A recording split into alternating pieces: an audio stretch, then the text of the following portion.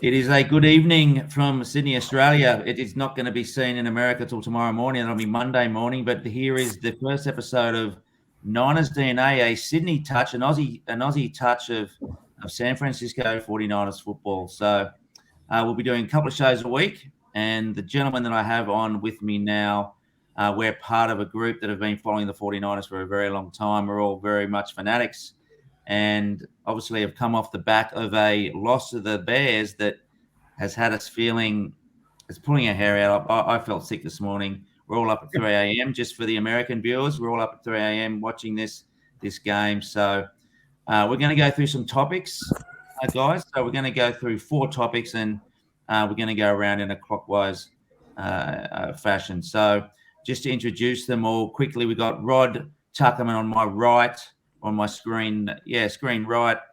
He's a school teacher. He's also a rugby league coach. Also, still plays rugby league. I don't know how he does it. And then John O'Rosconi as well. He's another teacher and a rugby league and rugby union coach.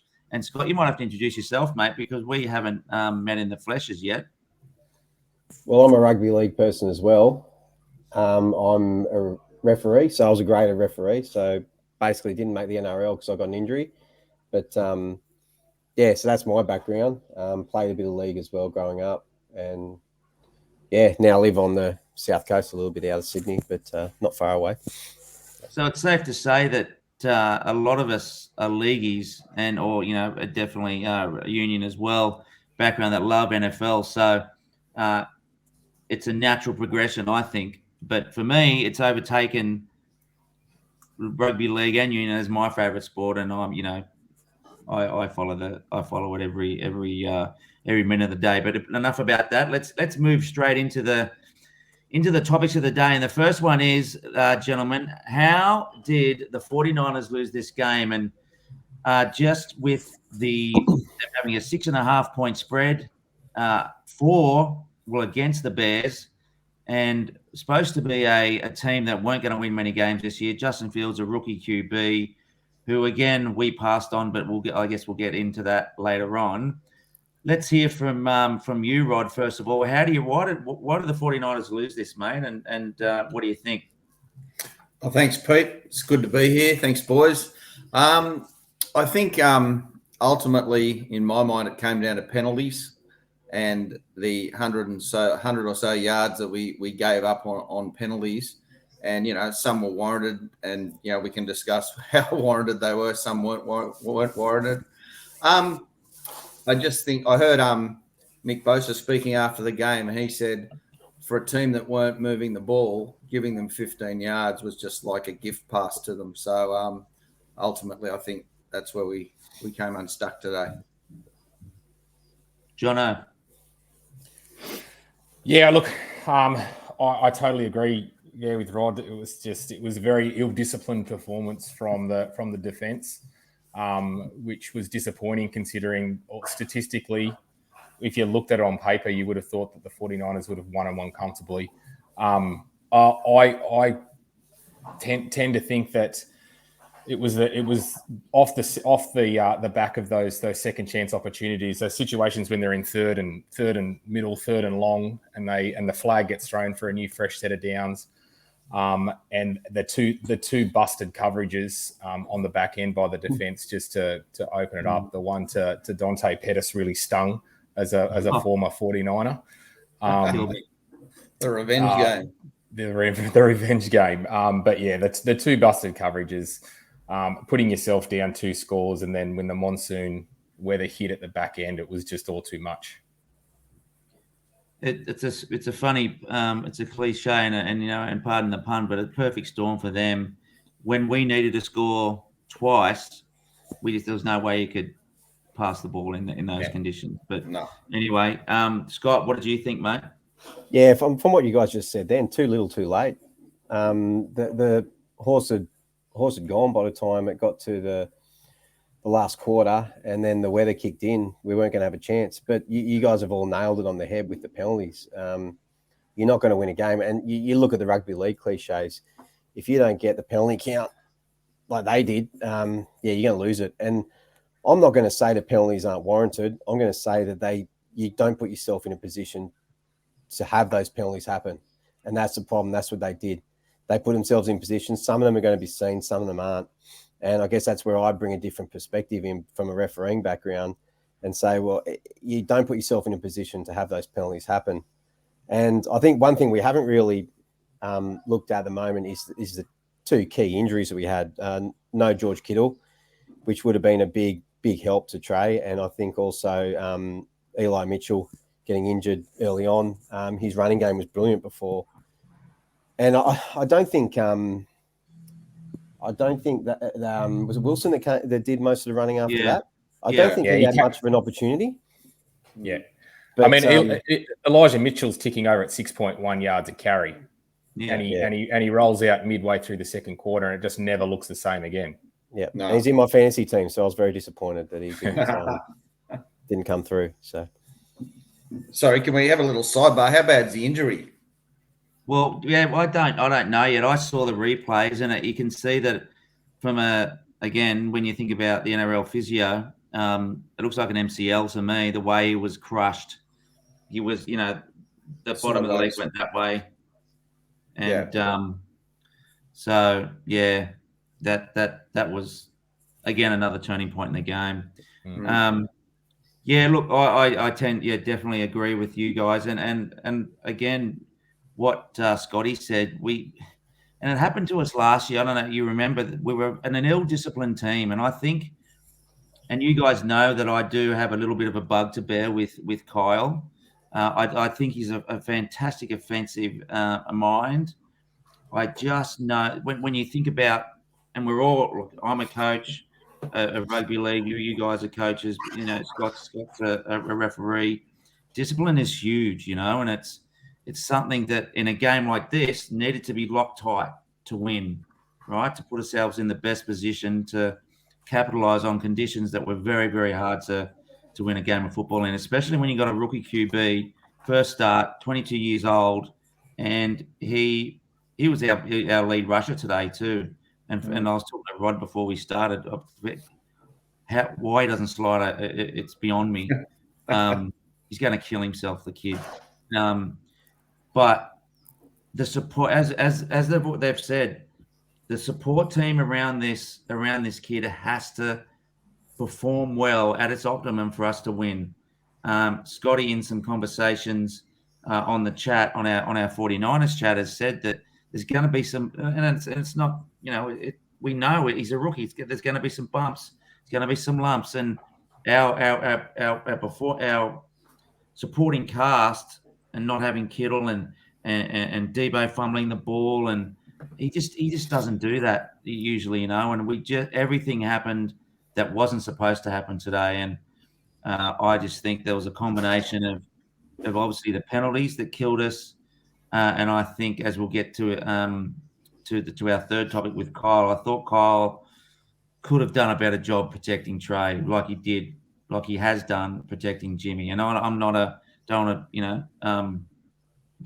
definitely not, I've got my opinions on Jimmy, but not to be a Jimmy bash at all, but he did protect him because he needed it. So anyway, anything else to add, boys, before we move on to the next one?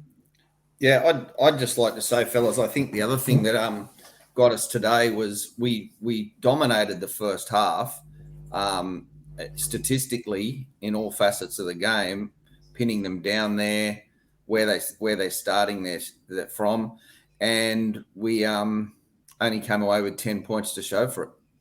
And if we had have converted a couple of those opportunities into points and gone in at say 17 rather than 10, well, it's a different ballgame.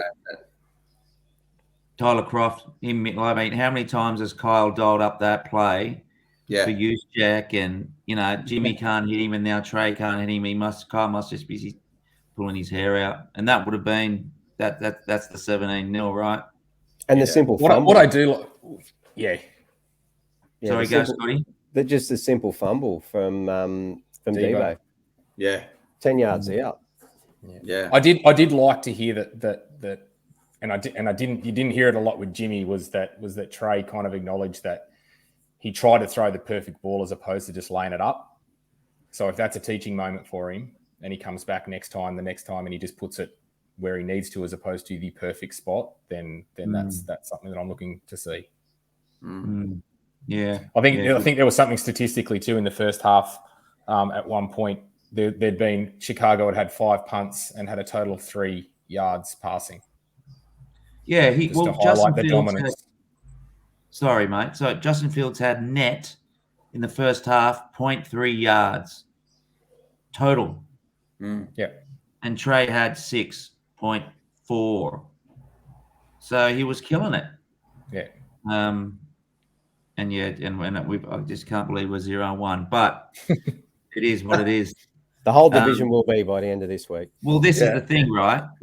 You looked at the Cards belted, and poor old bugger the Rams.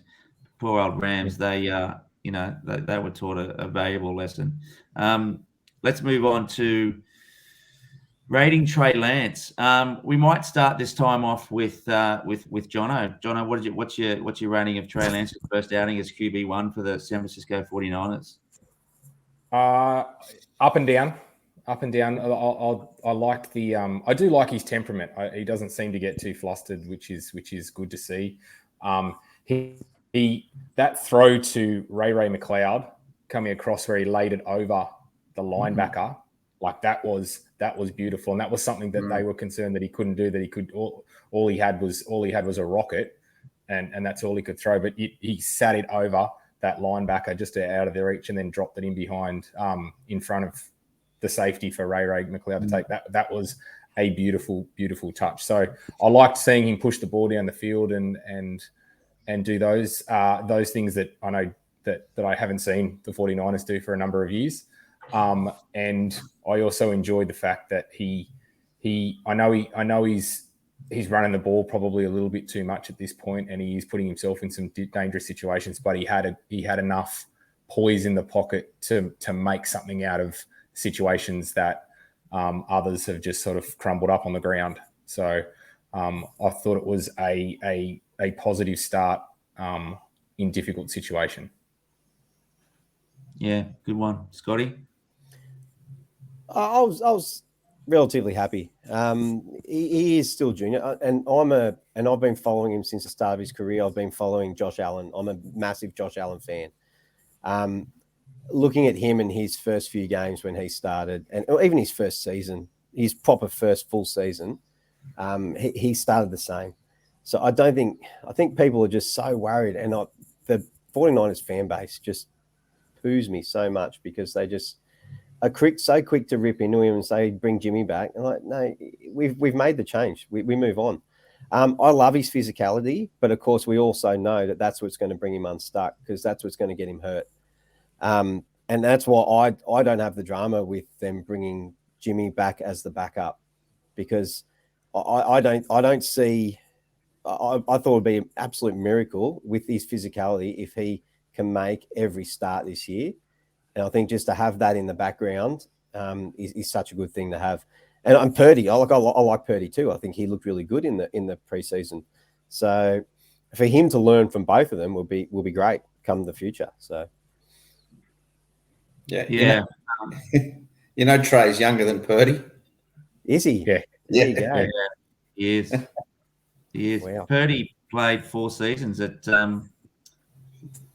where was he? He was at the name escapes me, but he played, a higher level. He was higher than FCS.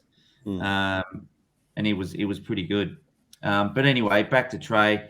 I too, for the first half, thought he was really good. I think those touch on those passes that you mentioned, Jono, I thought that was beautiful. And again, just so lovely to see, based on, Jimmy had strength in his areas, and this is where Trey's strengths are, and hitting Ayuk, which I thought that PI penalty again, tough, but don't put your hand on him.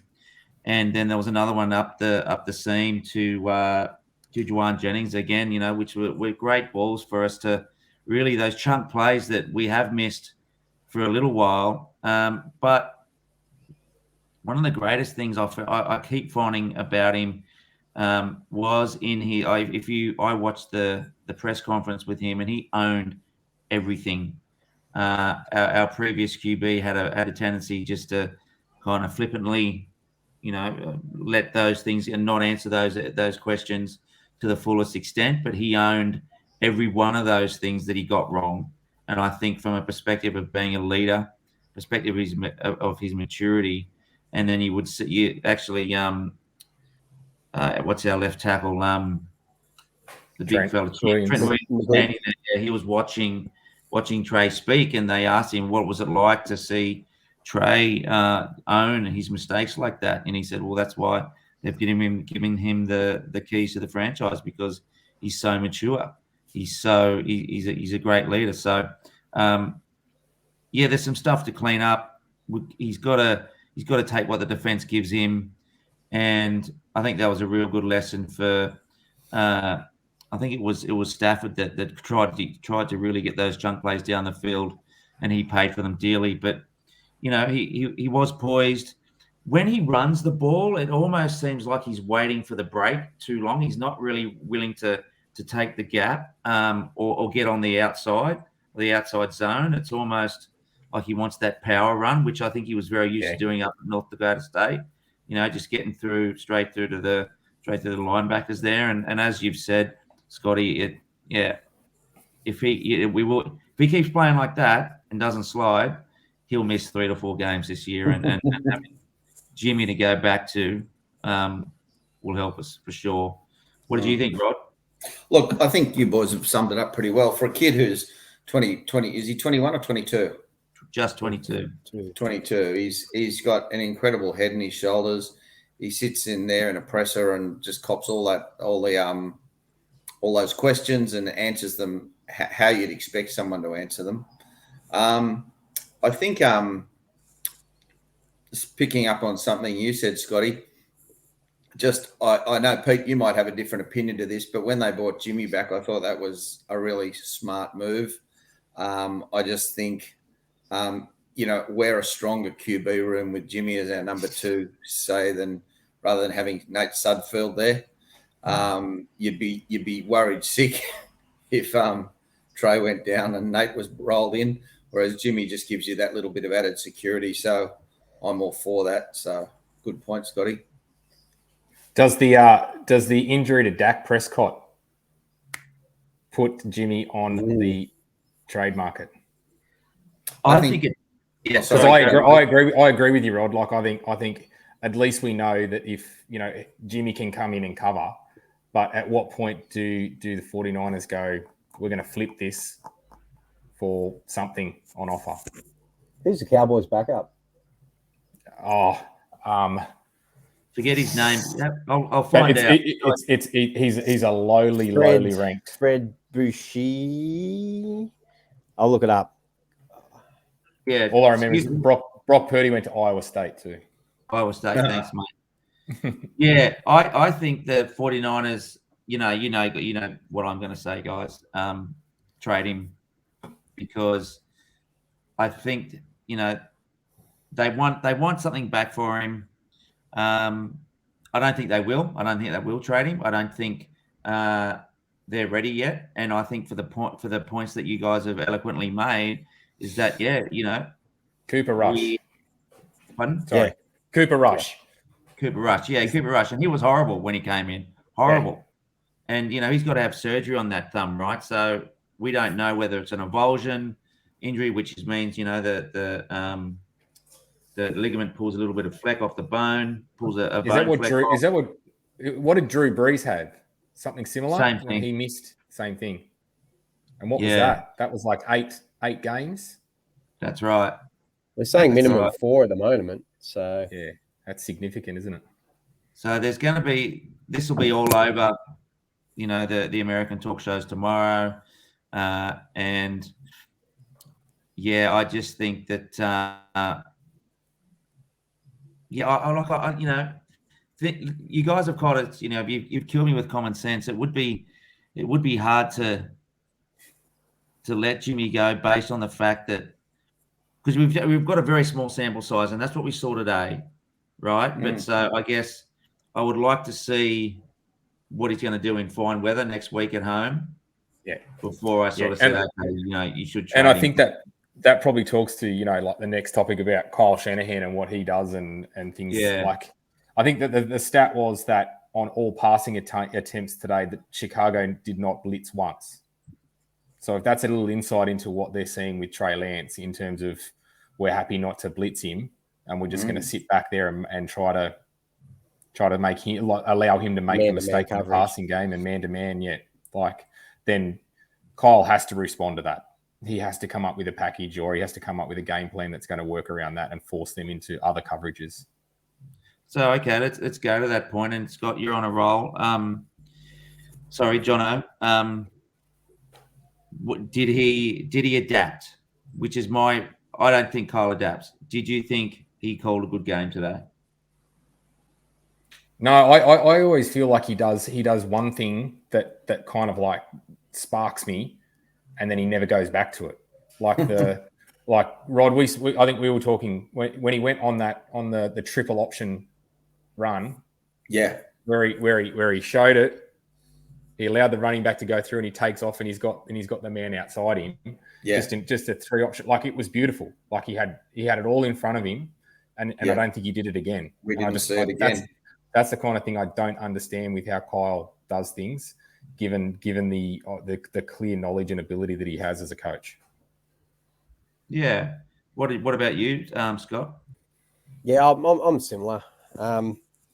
We all know he's a smart mind. He's got a really good mind for it, but just he's almost like every play has to be a trick play.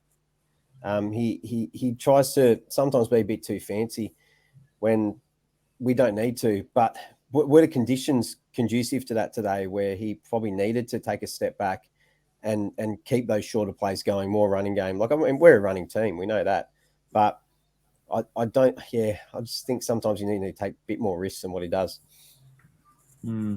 Rod, what do you reckon? Yeah, look, I couldn't agree with the two boys more. I sometimes, like, please don't get me wrong, I'm a Neville from Australia. I've got nowhere near the mind that this bloke has in terms of NFL, and then the sort of the capacity to understand the game.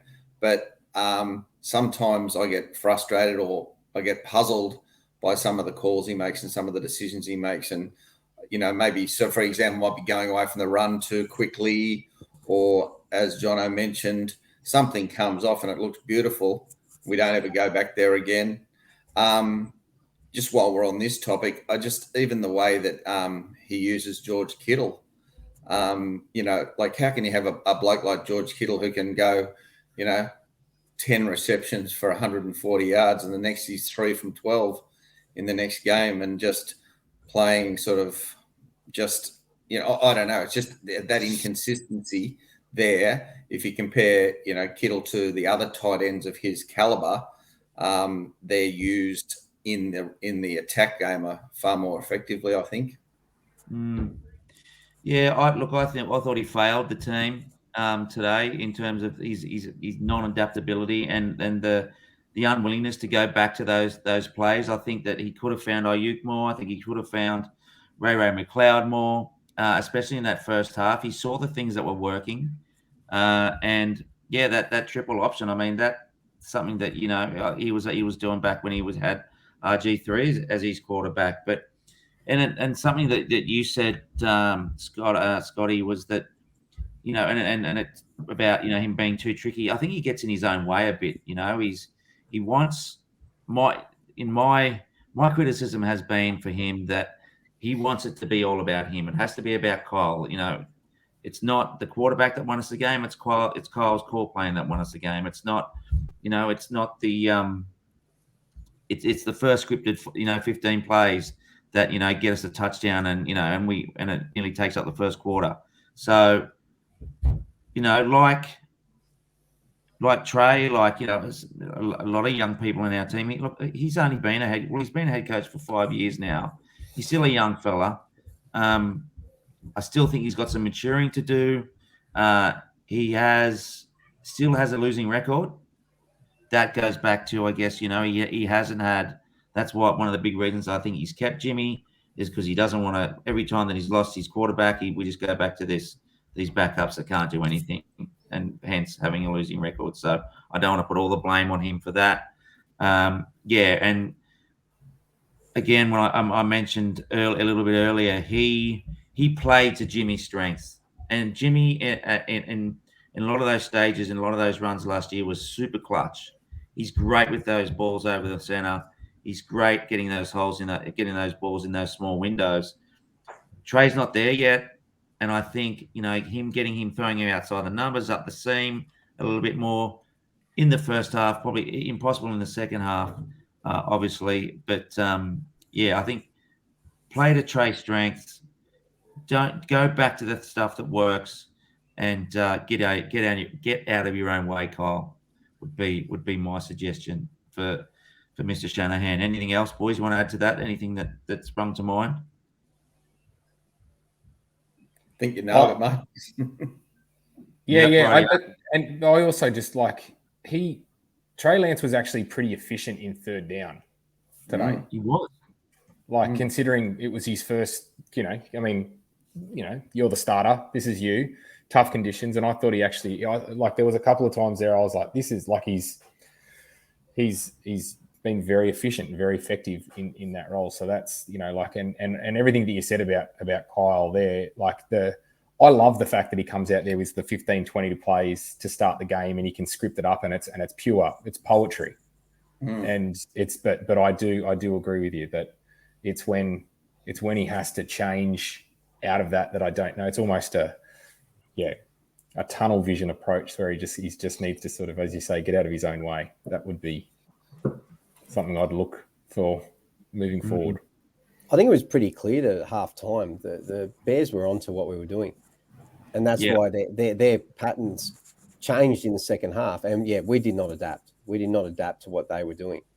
So, and that's got to come back to the coaching, saying, well, we need to change. They've changed. They know what we're doing. Now we need to change what we're doing. It didn't happen. 100%. And that is one of Kyle's biggest criticisms. And he won't get to a winning record quicker and faster than he wants to if he doesn't adapt. And and look what the defense has given him. Look what the other coaches found out about his plays. Because I think sometimes he's arrogant enough to think, well, my designs are perfect. Why would I want to go away from those? But anyway, so the last topic for this evening, gentlemen, is a big one that is, I think, already Chris Sims from NBC with Mike Florio have already discussed. That he's calling for Jimmy already. I'll kick off this one.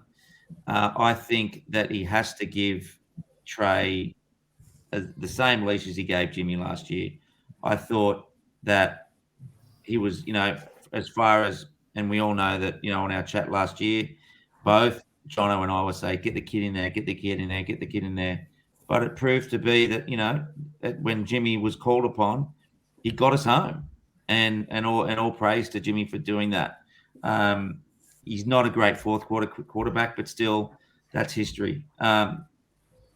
I think Trey needs to, he would have learned from his development perspective, fellas. I think that today was probably one of the best things that could have happened to him.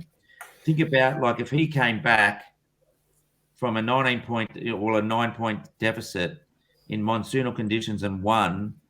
That would have, that could have inflated. I don't think he's the kind of guy that would have inflated his ego, but I think it would have probably put him in a position where he goes into the Seahawks game and he thinks, I could not, you know what it's like coaching and stuff and what athletes do. I think from him getting beat and from him making those mistakes, I think he's going to work so hard this week that when he comes back to play, when we're at home next week, I think we're going to see a very, very much improved performance. And I think the leash that he has, I think, he's our QB1 for the rest of the year. I think it's only injury that would preclude him from being in the team. And I think that's probably going to happen, that we all agree with if he keeps running the way that he does.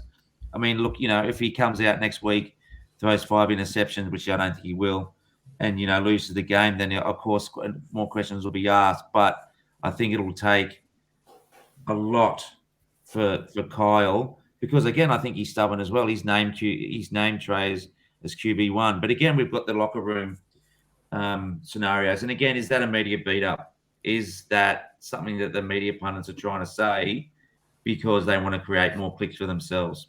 I think the team are behind him. What do you reckon, Rod? Yep, I think his leash is long. I think he's got time to develop. I like we all do. I listen to a lot of 49ers podcasts, and John Chapman in particular. He makes the distinction between the national media in the States who are just looking for that clickbait, who don't really know what's going on in the organization, but they just are sort of looking for that flashy headline and getting more sort of responses to what they put out there. So they're always, excuse me, they're always going to create that narrative, whereas people who are, insiders in the club and just report on the club and, they know that the real situation. And I think Kyle's come out from, as we know, he's come out in the beginning and he's crowned Trey as the number one QB in the club. He's brought back Jimmy and he's a clear, definite number two. And, who knows what's going to happen down the stretch. And if we start dropping games that we should be winning and it's Jimmy's fault, then that sort of groundswell of opinion might get louder and louder.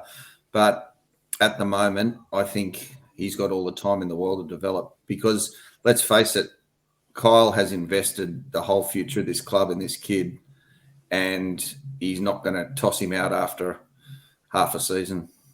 No.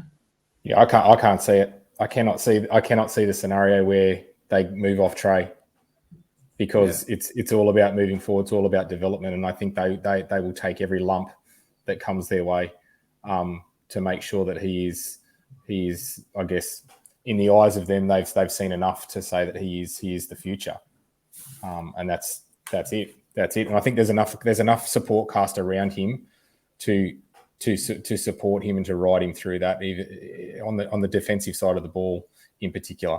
So I just think that he can still make it, that he can still continue to make those mistakes. And I think today was an example of what happens when the defense doesn't play at the ability that they have. And that's how they're going to lose games. But they've got enough talent there to survive. And I just, that's it. I'll just say one more thing about, I know this is not in regards to how long a leash does Trey have, but I today was just another example of the little thing that keeps on ticking in the back of my head that we have problems with mobile quarterbacks. Yeah. And we need to, and that defense needs to sort that out. Well, Jimmy was playing the role of mobile QB. Of the mobile QB this week, so that might have been that could have been an issue. Scott, what's your thoughts, mate? I'll hark back to what I said before. Like as I said, I've been following Josh Allen since he started. Like they had lean trot at the start, but they let him go and they gave him the opportunities that he needed. And now look at him. I think if the Bills aren't in the Super Bowl this year, I think with him fit, I think there's something wrong. They got a damn good defense, and they're my AFC team. I don't have any qualms about that. That's who I support in the AFC. But I think they've got to do the same thing. They give him that leash so that he can actually play. It might take him 12 months. It might take him this year to really get his footing. Are we expecting, are our expectations too high to say, well, Super Bowl this year? Look, I'd love to say that, but and I've put money on it too. But I just think that we need that support crew to stay there. That's the big drama. If we start to lose players because we're spending too much in other places, then we'll start to lose some of the guys that we don't want to lose. But he's got the crew there now, so we just got to see how we can do in the next few months, I guess. I think that's a very pertinent point, Scotty. Is the expectation too high? And I think it probably is. I think this fan base has been very spoiled, and it's Super Bowl or bust for us. I would like to make it would be. I think it would be a shame not to make the playoffs. Agreed. We've got to make what would be great to make. I think without making the playoffs, it's not a successful season. It's at least wild card. I'd be stoked if we got to the wild card round, but yeah, it's his first full year as QB1. I too am a massive fan of Josh Allen. There's a great ad that you look up that he did before the draft last year. He said, "Trey, just ignore them. You've come from because he came up from a small school. He was raw and all that sort of stuff. So there is a Wyoming protocol. boy. Yeah, it's a great ad. So, yeah, just give him time. Just give him time. Yeah. We've got it. Yeah. And I know we haven't seen Seattle. We'll wait. That'll happen tomorrow. But I mean, and I know it's one game, and we can't overreact. But to me, it looks as though the West is pretty winnable. It looks like the Rams have regressed that little bit. Kyler Murray wasn't picking up blitzes coming straight at him off the edges, like as though he needed to have his study clause re-put into his contract. And I can't see much coming out of Seattle. So I think that he can ride through this, and we can get through just from the West and get into that playoff. There's been so many changes this year in the NFC West. I've always considered it, or in the last 5 or 6 years, it was the hardest division. If you won it or you came second, you're always a chance to get into the Super Bowl. But I think that's changed now with Russell Wilson jumping ship, with the Cardinals. Kyler Murray's struggling, but he'll come around. I call him my cousin, but he isn't really. But I just like to say that. But I like him, but I think they're struggling. I don't think their defense is the best this year. I don't know. But so I think the Rams are beatable, and the Bills showed that. But as I said, I think the Bills are going to be very hard to beat this year. So, mind you, I'm interested to see how they go when they play the Dolphins. Yeah, they're my Super Bowl AFC for the AFC. I think they've got to get there this year. One thing did you hear Tyreek Hill's comment about Mike McDaniel? No, I didn't. Tell me. Said, although they ran it on 4th and 7, like they went for it on 4th and 7, and they said, "Oh, like, how good is it to have McDaniel that'll run it? That will just go for it on 4th and 7." And Tyreek Hill's response was, "He goes, mate. He's going to need a wheelbarrow to put his nuts in them. They're that big." That's gold. It's from our system. Yeah. Well, this is the thing. That's one of the points I wanted to, if we could finish on. Like this. Let's not forget that McDaniel has been beside Kyle Shanahan for the last 20 years. Cleveland, Washington, even before that, I think when he was at Tampa Bay, working with John Gruden and Sean McVay and all that sort of stuff. And so this is the first game without him. And you saw his name's gone for me. Where is it? Josh McDaniels, not Josh McDaniel. Mike McDaniels did today, and he's got some great cattle down there in Miami. So that's another team that I'm very excited to watch. So that's going to be another topic for another day. But guys, thank you so much for jumping on. We'll get this up on the YouTube channel, Niners DNA, and we'll be coming back to you, ladies and gentlemen, with a midweek show and then probably a preview of the game versus the Seahawks, our first home opener. So Rod, Jono, and Scott, have a great evening, and we'll see you guys soon. Cheers, mate. Thanks, Pete. See you, boys. See you guys.